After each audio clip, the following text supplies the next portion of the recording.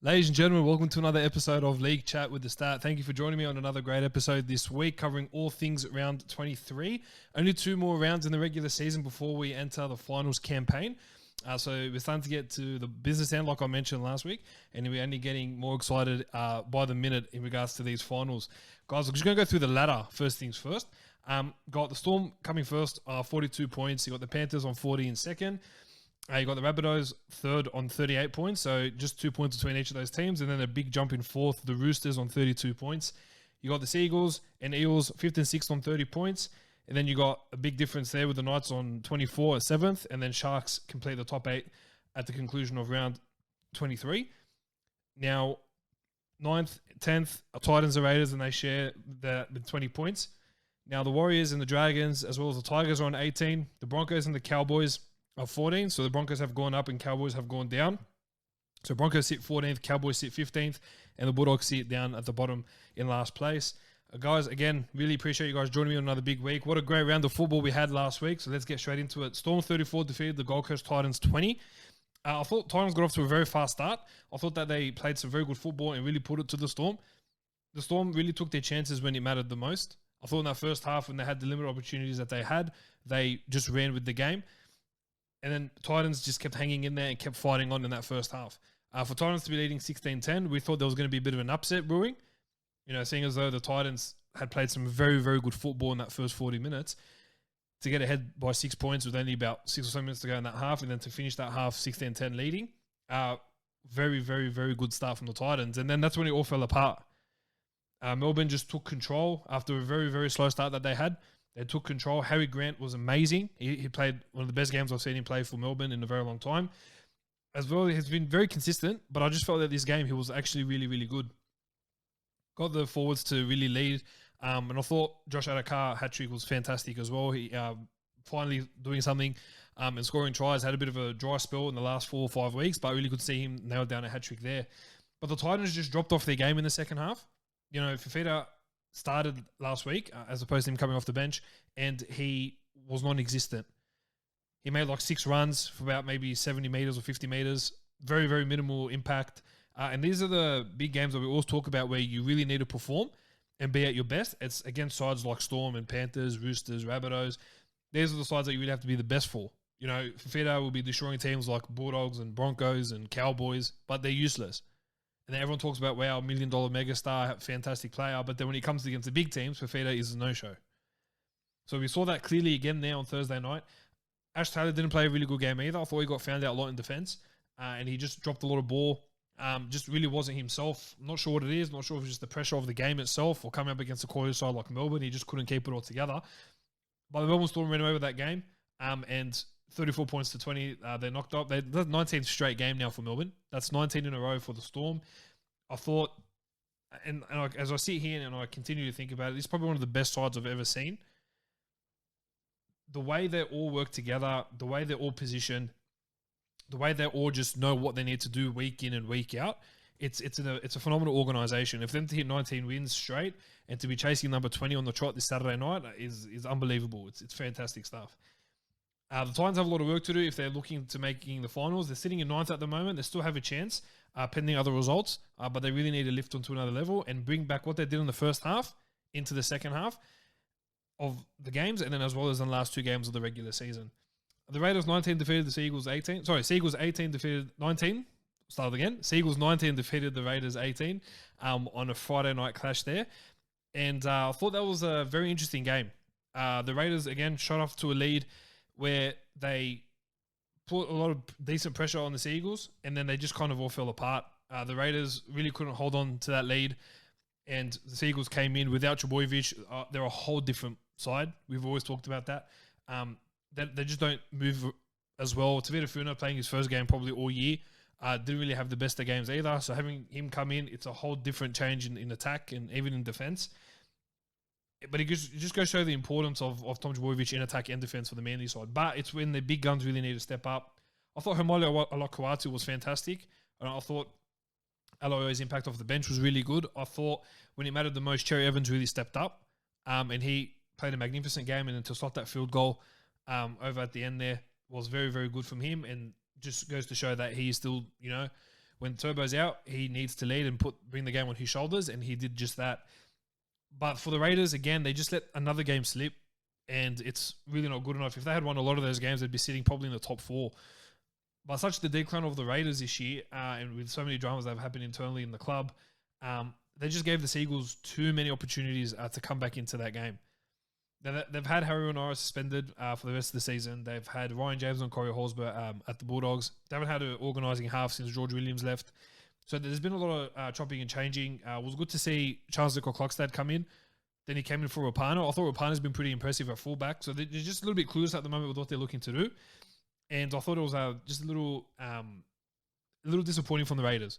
And again, they really could have won, and they could have done a bit more damage, coming into the business end of the regular season, and just trying to stay within reach would have been a very important win for them, and they just let that slip, and they need to be better. These fringe teams between 7th to 13th really need to be better. And we'll get to that in a moment, but I thought the game was there for the taking, and then I just thought Rapana's effort to kick the 2 from 40 out was just a shocker. Should have gone to at least a half that can actually kick that distance and get there. Wasn't meant to be. Seagulls get away with the win, and a bit of a morale booster there that just silences a lot of the critics that say they can't win without Turbo when they really can. And they've gotten that one, and they got the 2 points there and just solidified themselves there in the top 4, or just outside the top 4. Now, the Sharks 50 defeated the Tigers 20, and I watched this game. It was a solid win by the Sharks. I thought that was really slow start from them. Tigers got on the front foot and started to dominate possession, and then they just fell away. And then the second Sharks got a bit of a sniff. They just came at them. The Sharks did well to come back in that first half and put a pretty decent lead, about 16-10 or 16-6 that lead, something along those lines. And then they just took off with it. I thought Luke Metcalf playing in the halves was absolutely fantastic. I thought he complemented Braden Trindle pretty well. Ronaldo Militado had a very good game as well prior to him breaking his jaw. But the Tigers just were really, really bad. For the Sharks, they clicked into another gear, and then they just took off with the game, and they just exposed the Tigers in their defense throughout both sides of the field and even in the middle. I mean, the amount of wingers, it's not very often that you see a lot of wingers go through the middle and actually get through. But such was the Tigers' defense. Militado got through once or twice, and then you had the other players in the back line getting through as well. Jesse Ramian even got it made through a break as well. So just a lot of paper defense from the Tigers. I feel sorry for Madge. He's sitting there and he's looking at his team, and he knows that it can be so much better. And this was against the Sharks side. We've seen what Melbourne did to them at the beginning, towards the middle of the year, 66-16. And that mental game of defense and being there for each other was non-existent for the Tigers. You see it through the documentary. You've seen how they just have their heads down, or they'll fight hard and they'll just drop it at the end. But even though they were a very, very far chance of making the finals, they still had a chance to make the finals, and they were really, really poor.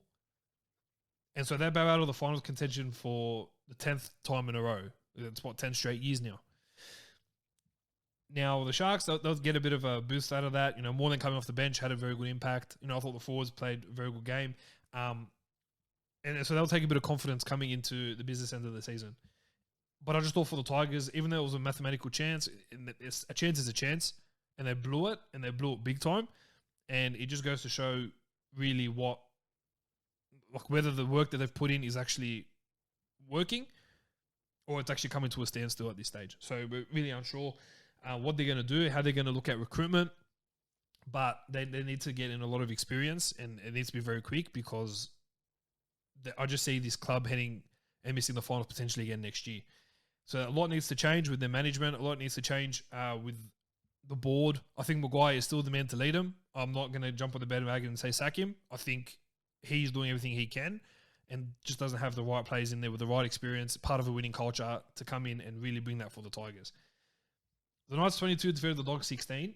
Now, this was probably, I say it all the time, and I mean it every time I say it, but this was a very, very boring game. This was not entertaining whatsoever. It was a very, very poor game. And this, like I said, in games like this, these teams sitting on the fringe really need to step up. If they want to look threatening, if they want to look dominant, coming into the business end that they're ready to go for finals, they shouldn't be beating teams like the Bulldogs by 6 points. And I've always said it. I've always said about the Knights. they are not a dominant side. They should be a dominant side, but they're not. They've won 4 straight. I'll give them credit. They've won 4 straight. They've actually strung a few wins together. But the wins that they have strung along aren't against massive sides. Last week, they beat the Bulldogs. You know, if you want to go the week before that, they beat Sharks by 2 points. You know, they beat Broncos by 8 points. And then prior to that, they beat Raiders by 10 points. In the last 3 teams I just mentioned, in the Broncos, in the Sharks, and in the Bulldogs, not so much the Sharks, but Broncos and Bulldogs should have been putting them away by more than 6 and 8 points, respectively. So much more. But they're not a dominant side. They're not a great side. Whether it means that they need more flair and attack, or they need something in their back line, the forwards can do the job, but their backs are not good. Their halves, they're getting better week by week, you can see. But this wasn't a game that really I was watching and thought Knights are going to do some damage from outside the top 4. Nowhere near. They'll bow out first week of the finals. They weren't good. Again, win's a win. I take the confidence, but you should be confidently putting away teams like Bulldogs by 20, 30, even 40 with the side that they've got. And then using Bradman Best as a decoy in every play. I don't understand. He's your best center, and you're using him as a decoy for Barnett to run through. That doesn't make sense. For the Bulldogs, I'm running out of answers. I'm running out of things to say. Simple errors. Oh my goodness me. Some of the most simple errors that we're missing out on. I can't talk about it anymore because it's just the same thing week in, week out. Until we get these new players next year, we're going to be irrelevant.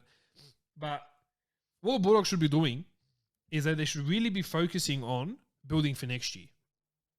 This whole dropping Flanagan and then bringing him in every couple of weeks is not helping him.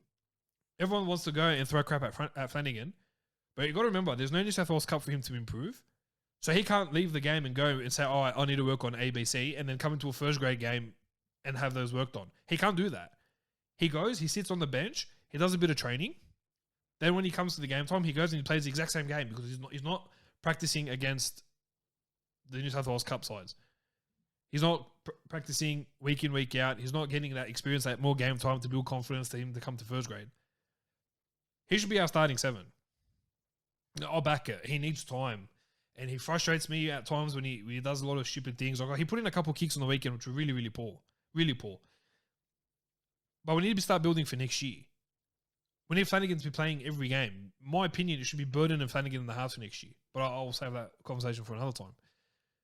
But you can't keep saying the kid's to blame and he's a poor signing and then he's not getting enough game time in, with things that we can't control. But we need to be building for next year. We can't just be trying to get forwards from other clubs and backs from other clubs and then so inconsistent with our halves.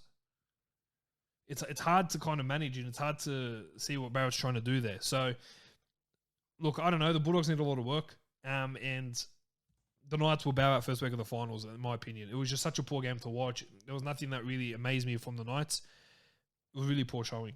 The Eagles 32 defeated the Cowboys 16. A win's a win at this time of year, especially for a side like the Eagles who have hit quite the form slump and shown that they can't match it against the top teams. But they seem to do a decent job and put the Cowboys away. And the Cowboys are a bit of a circus at the moment. Have lost 10 straight. Really, they're trying everything they can to just kind of put players in the right positions. Tom Dearden is not that good of a player. Absolutely not. Broncos did the right thing by letting him go. And it's very rare where you let some junior talent go and he becomes a megastar elsewhere. Like, you've seen with Rhys Walsh and the resurgence of form that he has picked up, leaving the Broncos and being such a dominant player for the Warriors. Yeah, Tom Dearden has gone to Cowboys, and since has joined the Cowboys, he hasn't won a game. Not that I'm saying he's the sole reason, but he plays a big part in that. Young kid thrown in the deep end, win us some games.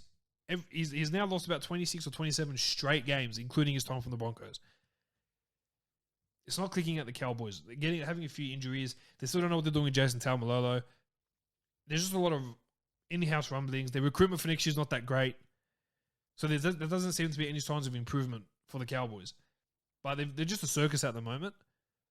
And Eagles put them away comfortably, 16 points. It's a win. All right, that's fair. But I thought some of the players for the Eagles really need to pick up their game. I thought Nathan Brown has been not the best for the last couple of weeks. I thought he's been pretty poor. He dropped it in the first set to start the game. They are missing a couple of key players, but the Eels are a top 4 side initially, and they need to show that they can compete and put it against these top teams. It wasn't a great performance again from them, but they just did enough to get past the Cowboys, who, as I said, they're just a massive circus at the moment. Roosters 40 defeated the Dragons 22. And I thought this was a really, really good game from the Roosters. At times the Dragons threatened them, especially in the beginning of that second half. Bit of a coaching genius move here from Trent Robinson. And the reason I say that is because when you looked at Sam Walker coming off the bench, I thought it was a little bit questionable. I'd give the kid a rest, considering he's had a big year and he's copped a lot of injuries and a lot of hits. And Lachlan Lamb and Drew Hutchinson come in the halves. I thought Hutchinson was the real standout for me. He's been playing some pretty good football over the last couple of weeks, and I just thought that he really took it another level in this game. And he grows in week by week, and he grows in confidence. And it's been really good to see Hutchinson starting to play some good football and show that he's actually a decent 5'8". Then Sam Walker comes off for Lachlan Lamb, and Walker just shines immediately.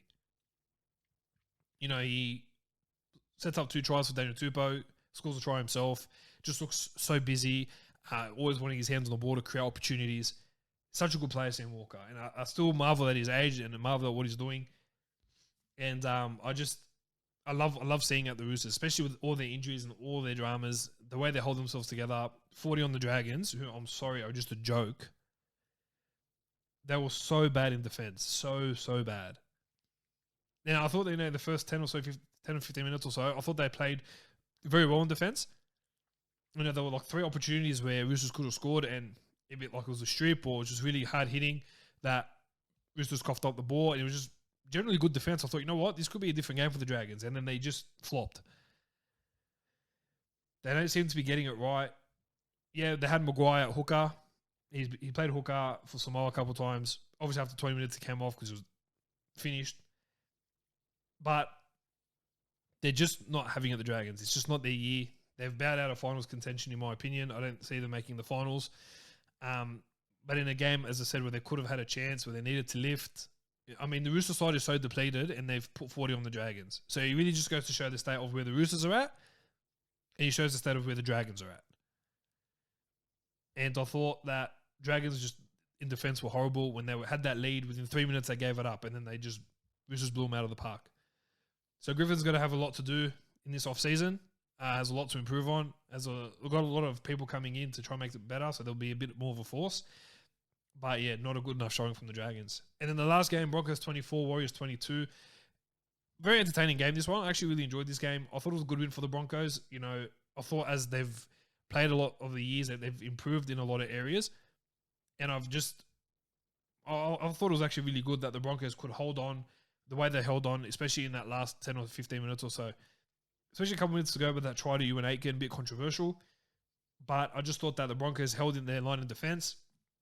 I thought they did everything they could to just really keep the Warriors guessing. I thought that in attack they had their moments where they were good. I thought Anthony Milford played the game of his life. And he goes to prove what I've always been saying all along, is that when there is no pressure on him, he will fly. When he has no pressure on him, he will be a beast. And there's no pressure on him. He's not at the club next year. The club aren't finals bound. Yeah, he's still got that $1 million price tag. But there's no pressure. He just has to go out there and play football. And you see the kind of football he produced on Sunday was amazing. I can't wait to see more of that of Milford. And I say that because, again, when there's nothing to play for, he's a freak of a talent. Probably his best game in a couple of years, 2 or 3 years. I can confidently say that. Again, but the Broncos held on. The Warriors should have won this game. I just can't believe they didn't win this game. Rhys Walsh, not the best with the boot. In all other facets, I thought it was fantastic. Just with the boot, he just 1 from 5. 1 from 5, he missed 4 kicks. That's 30-24 that the Warriors win the game. If you miss a kick, it's all right. Sometimes you miss a kick, it is what it is. But to miss 4 kicks, and you have Chad Townsend back in the side as well, I don't think it was smart from the Warriors. And again, he's just like another one of those sides where they need to be better at this time. especially if they want to play finals football. But I thought it was dominant, good performance from the Broncos. Payne Haas leading from the front as always. Josh Curran's been an absolute revelation for the Warriors since he's jumped in to that side. And I just think with the way the Warriors are building, they're starting to build nicely for next year. But I think they can still make a bit of an impact in the finals this year. But losing to a side like the Broncos does not help their chances. Which brings me to our topic. So I've spoken about these clubs, but these are the clubs I want to talk about. When you look at the ladder, you see it's broken up into brackets. So people sit here and say, okay, so when you look at the ladder, you can see that, everyone is so different. And I'll explain what I mean. Storm, they're a class above, they're on another level. They are on another level to Panthers, who are on another level to Rabbitohs, who are on another level to Roosters at the moment, who are so depleted. Roosters should be sitting near the bottom, but it's amazing how they're in the top 4. And then they're on another level to the Sea Eagles. So that top 5 are already different levels. Then Eels, they're kind of in the middle between both. They're more down south, or like in the 6th, 7th, 8th spots where they kind of sit in the mediocre teams. But when you look, the Knights, Sharks, Titans, Raiders, Warriors, Dragons all had the opportunity to really make a difference in this last round. When you're playing finals football and you have a chance, it's a mathematical chance, whatever chance it is, it's still a chance. You need to step up. It needs to be a different game. You need to be thinking, we need to play finals football. We need to do everything we can to play finals football. Knights weren't threatening. The Titans had a good first half, not that great. Raiders lost to a point to the Sea Eagles, which is a game that really could have won. Titans was the game that could have won. The Knights, they won. Warriors lost to Broncos, a game that they could have won. Dragons, they could have won. And Sharks versus Tigers. I thought Tigers really could have won that game too. This is why they're talking about that there's such a difference between the sides.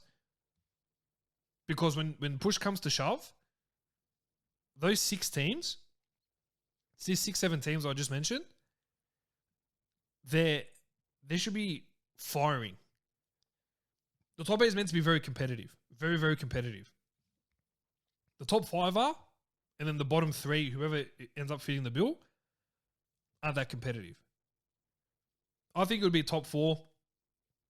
Probably the way it's standing now. I think Seagulls might creep into the top 4. So it'd be Storm, Panthers, Rabbitohs, Seagulls.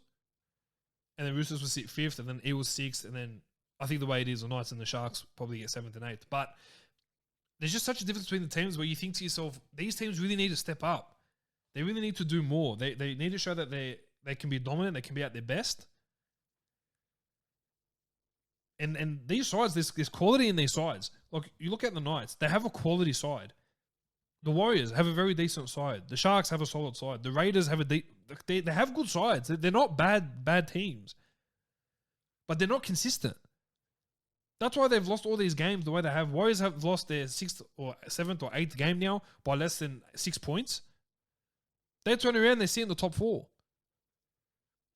But they're not consistent enough. The Tigers are a basket case. Poor Madge. Honestly, this Tiger side, they're just a basket case. The Dragons as well have showed through their off-season struggles that they're not really where they're meant to be. They could be performing a lot better. But those 6 teams need to step up. This is business end of the finals. I feel like there's not enough care and not enough stress put on these 6, 7 teams to play finals football. Top 6 are just cruising. They're smashing these teams. Warriors lose to Broncos. Dragons lose to a completely depleted Roosters side. Raiders lose by 1 point to Sea Eagles. Like, it's not good enough. It's not entertaining. I'll be honest. When I look at the top 8, I just think, the top 4 are going to be the ones in the preliminary and the grand final. There isn't a side that look at the bottom and I think, Knights could be a threat, or Titans could come from the outside, or Raiders could be a dark horse. There's none of that. The only dark horse is sitting in the top 5, and that's the Sea Eagles, and now I'm going to put the Roosters there as well.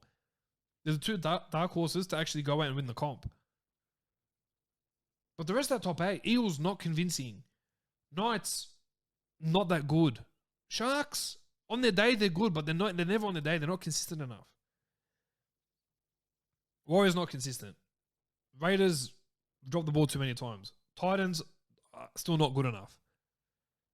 Dragons and Tigers are just a basket case. these 7 teams need to step up. There needs to be some sort of talk. There needs to be some sort of communication that we need to be playing phenomenal football. We have to step it up. Is there, I don't know if there's enough care or there's not enough care to play finals football from these teams, but something's got to give. They need to be better. They need to go up a gear. For someone like the Newcastle, they're about to play finals football. They're about to go to the finals. They need to be playing a different level of football to at least show that they can potentially sort of scrape and compete with these top sides. But it's just a bit of a basket case at the moment, and I'll leave it at that. But I just think this competition would be a lot more firing and it'd be a lot more dominant, it'd be a lot more exciting if those 7 teams were a lot better than what they were. But there's a reason that they're all mediocre. News around the NRL world. Bit to get through here. The Bulldogs have signed Josh Stuckey from Queensland Cup on a 2-year deal, rated as one of the best forwards going through the Queensland Cup at the moment. So it's a good handy pick up from the Bulldogs. Josh King from Newcastle signed a deal with Storm for 2 years, so he'll be moving over next year. The Broncos have discussed trying to bring back Rhys Walsh once his contract is up in 3 years' time. Shouldn't have got rid of him in the first place, but that's already been discussed. The Bulldogs are looking to sign Joshua Cook from Rabbitohs. I wish it was Damien Cook. I wish we never let him go. But it's another hooker in the ranks there that is looking for first grade opportunity and could potentially get a gig at the Dogs. So young talent coming through, I think it would be pretty handy with Sione Katoa leaving at the end of the season. Thank goodness. Dragons have been linked to Moriaki Fotuaika. I know Moriaki Fotuaika doesn't really want to leave the Titans, but because of salary cap constraints, they're looking to try to figure out a way to keep him there. But Dragons are coming in with big money and want him for 2023 onwards.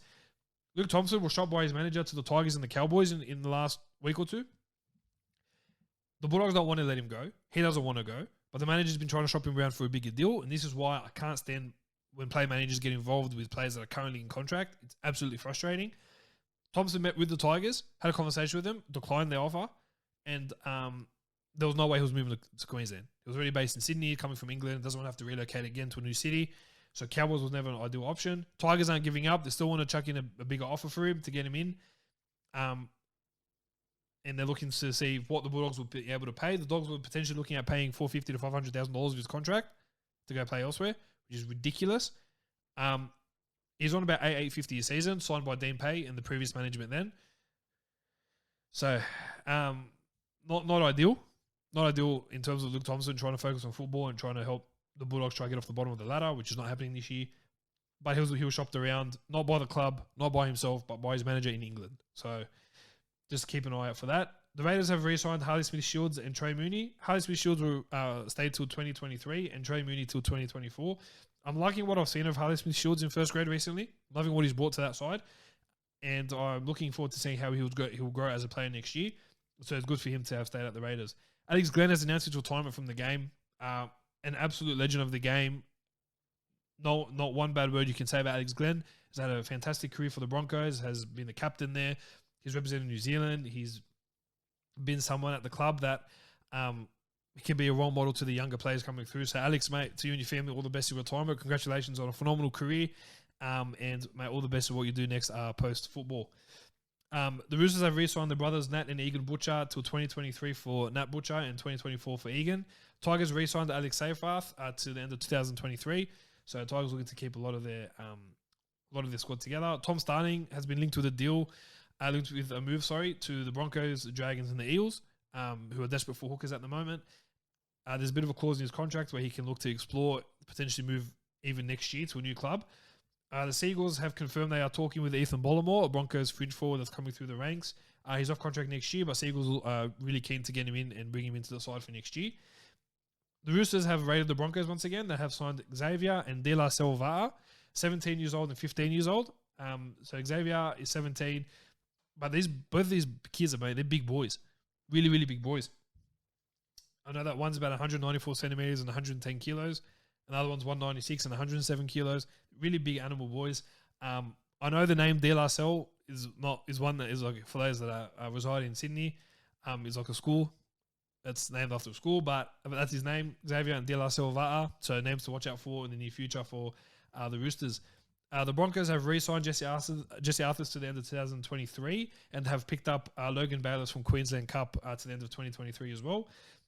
Steve Price, the former coach of the Sharks, is coming back to the club in an assistant capacity. who'll be leaving Warrington at the end of the season and has signed a deal to be assistant coach for the Sharks. On the Broncos again, they've re-signed Albert Kelly for another season. He's been playing some very good football for the Broncos and he's earned himself a new deal. Adam Elliott was stood down for getting kicked out of a restaurant. Him and the NRL Women's Broncos player, Millie Boyle, were seen heading to the bathrooms to have a bit of a makeout session. They were kicked out of the restaurant because of that. The inappropriateness of boy and girl going to the boys' toilet. Don't know why you can't just sit there and make out outside of the venue. Don't know how you have to why and be kicked out. The reason it's such a big deal is because Adam Elliott is on very fine time with the club. He's had a few misendeavours in his time with the Dogs since 2018, and this just doesn't help his case. I know that in the beginning of the year, he came out and said that he's going to work on, not drinking alcohol and not touching it. He has been, the last 7 or so months, he's been very consistent with his treatment, his ongoing treatment with that. He just decided to kind of let go and just have one drinking session. And then the one drinking session he had, something as minimal as what he's done, is now all over social media. And it's not a good look for him. I know he does a lot for the community, and I know his brother is actually disabled at the moment. I'm not sure exactly what the conditions are at the moment. So it does a lot for the community and for that type of disease. So in general, he's a good bloke, but when he's on the grog, he's a completely different person, and he just gets himself caught up into a lot of drama. So the Dogs are potentially looking at moving him on, but I believe that there may be a chance where he'll stay on and kind of last warning, if any stuff ups from here, you're done, no matter when. So they're looking at that at the moment. Curtis Scott was sacked by the Raiders due to a misendeavour that he had back in May. Adds on to kind of what happened last year, or beginning of this year, for the Australia Day incident. He's just, for bringing the club into disrepute, he's been sacked. He's then gone out and gone against the club, and he's gone on and he's talked about how the club aren't supportive of people that suffer from mental health. He came out with a story this week through Buzz Wildfield and talked about how he's enrolled to Alcoholics Anonymous and trying to get off the grog and to try get his life back on track. I think it's a good move by the Raiders that they had to sack him, because I think for them they have to try and control what they can control. I think it was a bit odd they didn't let him see his time in court, because usually they stand by their players before that, but I think he's just brought the club into too much disrepute, and they've decided to sack him. He's gone and attacked him, saying they don't care for mental health, they don't care for mental well-being, they don't care for anything for any of their players, which is a bit of a dog shot. And the Raiders, even though in their statement they've said they're going to continue supporting him through his rehab and everything, don't know how you can call him out for that and then kind of still be having the club pay for your mental well-being and to kind of help them through his treatment. So bit of a dog shot from Curtis Scott. He's looking at potentially going down the legal route and potentially looking at taking the Raiders to court. So he's just working through that with his lawyers at the moment. Freddie Lussick has moved on loan to the Dragons for the remaining 2 games of the regular NRL season. So don't know how the Roosters are starting to offload players on loan when they don't have enough players themselves. But that's what they're doing at the moment. Tigers have re-signed Thomas McKaylee till the end of 2022. Mitchell Pearce has been linked with a move to the Canberra Raiders. Has pretty good ties there with Ricky Stewart, and Ricky's really tempted to bring him to to Canberra. But overnight, it's been confirmed that Catalans Dragons are looking at offering him a 3-year deal to take the spot of James Maloney, who's announced his retirement. If I was Mitchell Pearce, I'd probably go straight to Catalans, earn a decent enough coin, live in the south of France, be able to travel and do whatever he has to do there, take his partner to be or his wife to be and go. I think there's nothing better. But they're currently working through that at the moment. Tigers have re-signed Jaden Campbell for an additional 3 years. So the very good re-signing, I believe. Jaden Campbell will slot into fullback next year with Brimson moving into the 6, which I think is a fantastic signing. Brett Kenny, Eagles legend, wants to be assistant coach at Parramatta and work in the junior development. He believes he knows what it takes to bring success to the club, and he's handed in his application to do so. So the Eagles are currently reviewing that at the moment. Shaolin Fuller has signed with the Titans on a development deal. This kid is rated the next Jonathan Thurston. He's had a great combination in Queensland Cup in the 8 or 9 games that he played. He scored 4 tries, assisted 10 tries. Line break assists are through the roof in the tank. He's only started 3 games as well in his Queensland Cup time. The rest is coming off the bench. He's had a great partnership with Jaden Campbell. So Fuller has signed on a development deal. It will join to the end of next year. And if the Titans are keen on him, they'll snap him up and have him recruited as a Gold Coast Titan. Last but not least, George Burgess is being investigated for a road rage incident. He was being recorded by a driver, and then he got out of his car, went to the other car, snatched their phone, Not sure if he broke it. Not sure what happened after that, but he kind of snapped it. So the victim of the incident has called the cops and is now with the integrity unit. Confuses me how someone who hasn't even joined the new club yet is getting themselves into a bit of trouble. So see what the fallout is from that one, and we'll have more information for you hopefully next week. All right, guys, round 24, ins, outs, and whereabouts. The Knights are coming up against the Tigers on Thursday night. Suaso Subu will replace David Clemmer, who's suspended for a week. Frizzell returns from suspension, pushing Brody Jones to the bench, and only 2 changes for the Newcastle Knights. For the Gold Coast Titans, Tyrone Peachy will take the spot of Ash Taylor, who's been dropped. Moriaki Fodawaker comes back onto the bench, replacing Sam Lozani. Bo Firma will start, with David Fafita moving back to the bench. And Mitch Rain will come in at hooker, moving Aaron Clark to the bench, while Philip Sammy is returning from injury to replace Greg Marzu on the wing. And I might go for an upset here and go the Titans. I think I'm going to go Titans here by 6. I think they can probably rough in a few feathers for the Knights. Bit of a shock one here, I know, but I think Fafita will step up against those really mediocre sides. So I'm going to go Titans here by 6. Warriors come up against the Raiders. Matt Lodge returns from suspension, pushing Jermaine Tanua-Brown to the reserves, while Wade Egan is starting at hooker with Tafaga on the bench. Sean O'Sullivan comes into the side at 5'8", which Shino has Tavita dropped, and Cody Nikarima returns on the bench after he withdrew from the side due to having his first kid. For the Raiders, Matt Frawley comes in at halfback with Sam Williams dropped. Corey Horsburgh returns from the Dogs on the bench, and Dunamis Louis will drop out of the side, while Saliva Havili joins the bench there as well. It's going to be a tough game, this one. I think I'm going to go the Warriors, and I'll go the Warriors by 10 points here. The Roosters come up against the Rabbitohs. Lachlan Lamb has moved into the centres to take the spot of Adam Kieran, and Egan Butcher will be replacing his brother Nat, who's suffered a PCL injury, with Sam Walker moving into halfback. Ben Marshke and Nafahu White will move to the bench, while Brad Abbey has been named to move to the wing and takes the spot of Dale Copley, I believe. For the Rabbitohs, Jaden Sora takes the spot of Keon Kalamatangi in the second row due to Kalamatangi suspended for 2 games. Josh Meads was out for the year. He's now replaced by Jackson Paulo. And Junior Totola and Thomas Burgess will swap between starting and the bench. I'm going to go the Rabbitohs here. I reckon they'll hit back to form and they'll win that game by about 12 points or so. Dragons come up against the Cowboys. Tyrell Sloan comes into fullback, replacing Matt Duffy. Blake Laurie and Josh Maguire move to prop, with Jaden Sullivan moving into hooker. Jack DeBellin goes from prop to lock. Tarek Sims will move from lock to second row, and Tyrell Fumaono will move from the second row to the bench. And Freddie Lussick, who's joined on loan, will come into the bench there as well. For the Cowboys, Jason Tamalolo, Kyle Felt, and Murray Taulagi will come back into the side. Felt and Taulagi take over, replace Val Holmes, who's moving into the centres, and later Mossy Drake, who debuted last week, back to the reserves. And Dejan Arce drops out of the side to make way for Holmes moving into centres. Jason Tamalolo has been named at prop, with Francis Mollo being rested for this week or potentially dropped. Ruben Cotter's named at lock, and Midge Dunn is on the bench, while Griffin Neame comes back onto the bench after serving a 1-game suspension. 2 teams that really are desperate for wins. Having a look at the side, I think the Dragons will win this one by 4 points. I don't think there'll be much in it. Don't see this game being much of a smashing. But I do see the Dragons winning this one by 4 points and continuing a bit of misery for the Cowboys. The Sharks come up against the Broncos. Moreni Hiroti will take the spot of Ronaldo Militado, who's out with a broken jaw and is out for the year. Aidan Tolman comes back on the bench from a 1-game suspension, pushing Billy Magulius to the bench. And Broncos are named at 1-17, just like last week. I'm going to go the Sharks here. Again, another close game. I'm going to go Sharks by 6 points. I think there won't be much in it. And I think they'll be able to get the biscuits over the Broncos this week. Storm come up against the Eels. Brandon Smith and Justin Olam come back into the side, with Harry Grant moving to the bench and Marion Savo dropped out of the side. Jeremy Hughes comes back into the side in the halves, and Tui Kamikimika has been named on the extended bench, with Nico Hines moving into moving back to the bench, and Puppy named at fullback. And George Jennings is out, he will be replaced by Dean Aramea. For the Eels, Blake Ferguson takes the spot of Marcus Sevo, who's out for the season with an ACL injury. And Ray Stone and Keegan Hipgrave come in for Will Smith and Oregon Kafusi. So I believe that Brad Arthur's resting Smith and Kafusi and bringing in game time for Hipgrave and Ray Stone. Now, the Storm will win this one. They will get 20 straight. They'll take out the longest reigning wins in a row, consecutive wins. Currently, they're tied with the Roosters, with a side from 1955 or something. They'll eclipse that, and they'll pack the Eels away comfortably by about 24 points.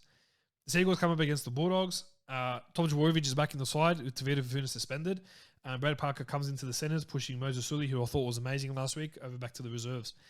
For the Bulldogs, again, a ridiculous amount of changes. Adam Elliott has been stood down for the remaining 2 games of the season due to that off-field incident, which I mentioned earlier. Thompson suspended for the rest of the season. Corey Waddell suspended as well.